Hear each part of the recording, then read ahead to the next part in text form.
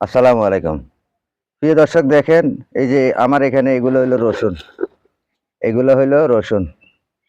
আপনারা রসুন লাগাইতে হইলে রসুনের কিভাবে কি করতে হয় সেই বিষয়টা নিয়েই আজকে আমার ভিডিওটা। এই যে রসুন দেখতেছেন, এগুলো হইলো রসুন। এই যে রসুন আমরা যখন লাগাবো, রসুনের এই রসুন থেকে রসুনগুলা খুলতে হইলে এই কুশিগুলা খুলতে হবে এইভাবে। ঠিক এইভাবে কুশিগুলা খুলবেন।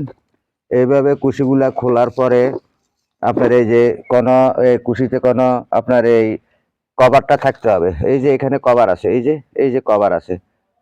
এই কভারগুলা কিন্তু থাকতে হবে। ঠিক আছে? এটাকে সিলি যেন না যায়। কারণ এটা সিলি গেলে আর হবে না, পচে যাবে। এই যে কভারগুলা থাকতে হবে। এরপর রসুনগুলা আপনারা এইভাবে এর থেকে খুলে নিবেন। আগে এটা খুলে টেনে বার করে ফেলবেন এভাবে।